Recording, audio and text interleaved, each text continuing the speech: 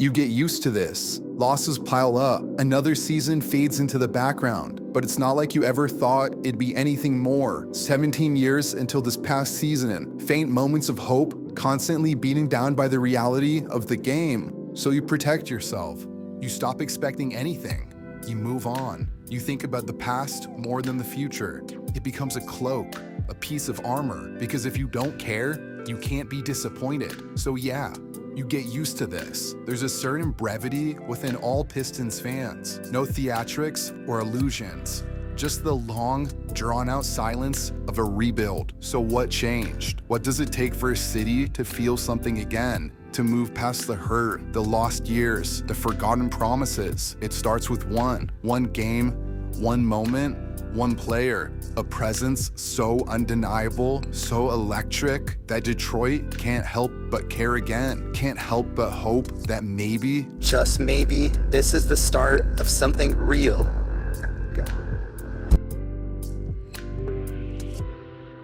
After over a decade of guards that didn't pan out and big men built for different eras, the Pistons fan base was disillusioned. They knew their roster wasn't good enough to make a run, knew there wouldn't be any free agents waiting for them in the offseason, and at this point had no reason to think that the lottery would reward them with anything other than a developmental prospect. 2021 was another year of pain and suffering, but finally there was someone waiting for them at the end of this dark tunnel, a 6'6" jumbo playmaker walking into a league made for him, Cade Cunningham. The Motor City would have been elated to see a player like that put on a Pistons jersey at any point in time. But after everything they'd been through, it meant a little extra. What the hell? What's came on looking at? I mean, this one, yeah, going into the so I'm all the way in. Detroit Pistons, I'm all the way in. Let's do it. Expectations for his first season were set outside of Michigan. After dominating at Montverde and tormenting the Big 12 at Oklahoma State, Cunningham's star was enormous. National outlets everywhere announced his arrival before he stepped a foot on the court, boldly proclaiming the guard to be the future of the league.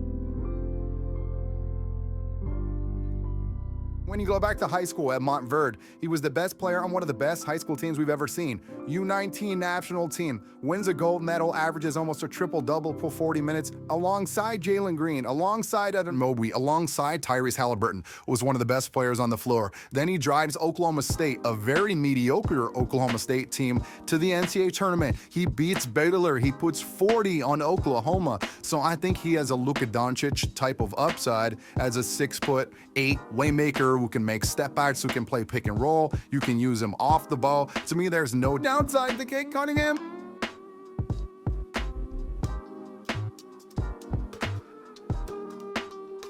For a player like that, Rookie of the Year wasn't a goal. It was an essential step, a necessary first accomplishment to stamp himself as everything the media was saying he was. Then his first season came, and the Rookie of the Year award went to Toronto. Cade was effective and efficient, the primary source of creation on a team with a mismanaged roster full of developing talent. But he wasn't dominant. He was feeling it out, adjusting to the pace of the game, the speed of defenders, the timing of passing lanes. It was a process, and characteristically, Cunningham was in no rush. The franchise understood this, the fans understood it, and for a moment, even the media did. No one cried bust or screamed that the Pistons had made a mistake. The world congratulated Scotty Barnes and moved on. Year 2 was supposed to be a rebuttal, a reminder to his old high school teammate and to everyone who voted otherwise that Cade went #1 for a reason. There were a couple of new pieces supporting him now. A high-flying two-guard racing up and down the court in Jaden Ivey, and a steady scorer in Bojan Bogdanovic, ready to keep the offense alive when Cunningham was on the bench. The city was hesitant. They saw the building blocks being assembled, read the think piece articles from local journalists calling for optimism, and the boldest among them even dared to hope from a distance. But for the most part, it wasn't enough. They had seen too many teams with more experience unravel before the halfway point of the season. Too many cores disassemble before they even got started. The pain was still too fresh. He had got off to a promising start, getting to his spots, calmly knocking down his looks, and constantly finding ways to keep his teammates involved. And then, only 12 games into the season, it all came undone. Lingering lingering left shin soreness was revealed to be a stress fracture, forcing Cade into season-ending surgery. For Pistons fans, it was par for the course. Another year of potential promise stolen away. To the general public, this was the second year in a row of waiting. Another annual news cycle without any Cade Cunningham highlights and storylines. And after the public investment they poured into him before the draft, that was alarming. When the calendar turned, he'd have a chance to put some narratives to bed. But for the rest of 2023, it was nothing but rehab and ugly Twitter mentions. Maybe believing wasn't meant for Detroit.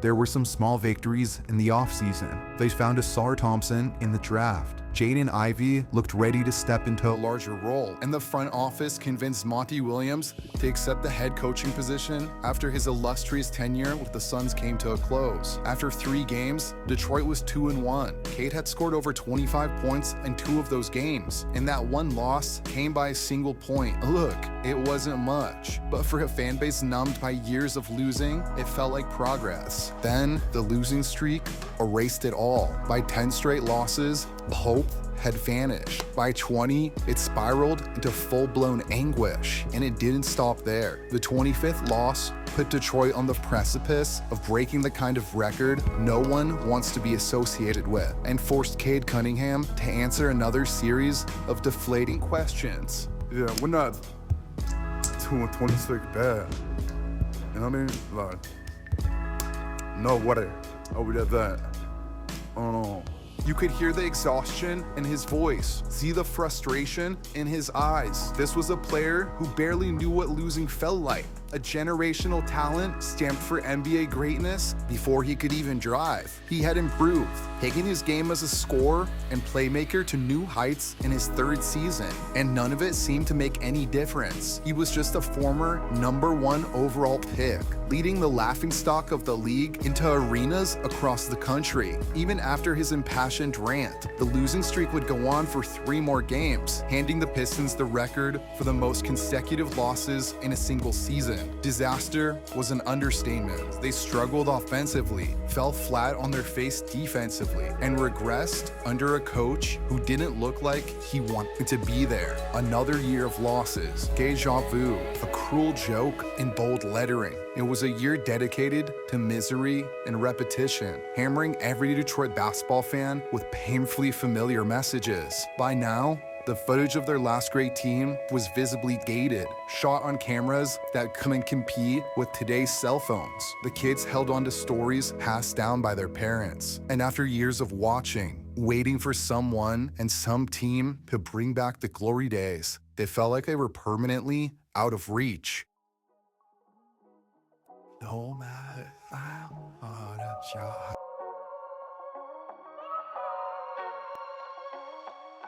14-68, the worst record in the history of the franchise, and one of the worst records in the history of the league. Something had to change. First, a new GM in Trajan Langdon, then a new coach in JB Bickerstaff, and finally, a viable rotation of proven vets with winning experience. Tim Hardaway Jr., Malik Beasley, and Tobias Harris, a trio of clearly defined NBA players with immediate upside on the roster, ready to come in and play a role like a professional. They were going to be better. That was inevitable. I mean, it was nearly impossible to be any worse. The only question was how much better, and the answer depended entirely on the cool-headed creator at the center of it all, Cade Cunningham. For the first couple months, the results were unclear. The Pistons entered the new year with the same amount of wins as they had in the entire last season, and yet they were still 4 games under 500. Then, right after the holidays, Detroit went on a 5-game winning streak. The pieces were gelling, the young guys were stepping up, and most importantly, Cade was cooking. snaking around picks with quiet precision, trapping defenders on his hit and forcing bigs to decide between an automatic mid-range jump shot or a perfectly placed lob thrown right over their heads. He wasn't promising anymore. He wasn't developing. He was walking like a superstar and talking like one too. And when the All-Star game came around, the whole country took notice. For the first time since Grant Hill, the Pistons had a young All-Star leading the charge, a jersey to buy, a favorite player to fight for at the lunch table, a legitimate reason to look forward to those 6 o'clock tip-offs after work or school. And in the next couple months, the good times kept rolling. They'd hit 20 wins, then 30, and in a blink of an eye, 40, 44 wins and 38 losses. A winning record, 1 year removed when clawing their way to double-digit victories. And when it was all said and done, a playoff matchup against the New York Knicks. Game 1 in Madison Square Garden was hard-fought. Cade, Tobias Harris, and Malik Beasley kept the Pistons in it until the Knicks pulled away. Then in Game 2, Cade Cunningham took over, 33 points and 12 rebounds on 52% from the field. A calming onslaught of bump fades and tough finishes en route to a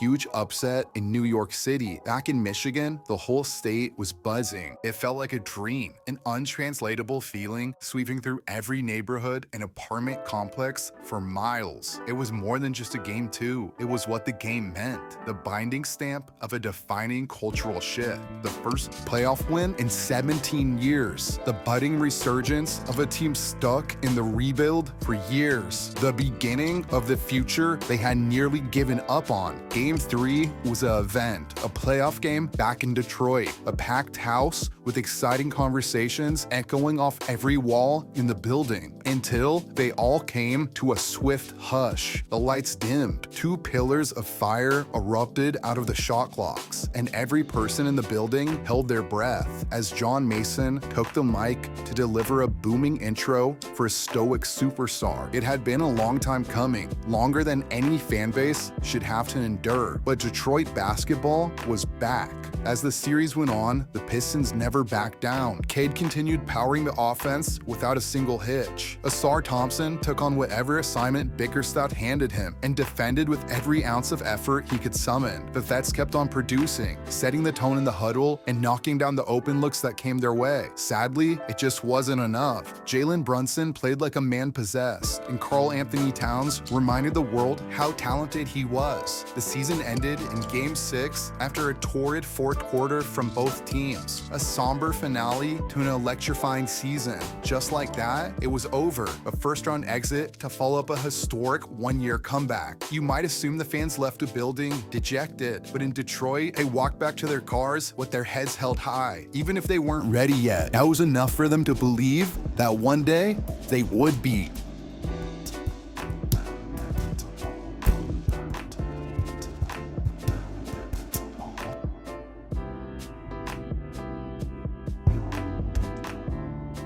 It's been a long time coming. There's no denying that. Years and years of watching hopeless teams get kicked around by the rest of the league, wondering when it would finally be their turn again. No one would ever say it wasn't painful, but if you asked a Pistons fan, they'd just as quickly tell you it was all worth it. Countless nights spent hiding their fandom and anonymity, all for this moment, when they could finally say they have the future they can believe in, a star worth celebrating, a city waking back up. There's really no roadmap for a rebuild, and no one timeline that fits all sizes. Some franchises overhaul in a couple of seasons. Some spend decades stuck in irrelevance. All you could do is hold on and trust that one day it might all end. And when it inevitably does, you'll be grateful you have the strength to see it through. So don't lose that jersey. Hold on to that hat and keep that poster up for a few more years. The turnaround might not be on the horizon, but trust us, it's on its way.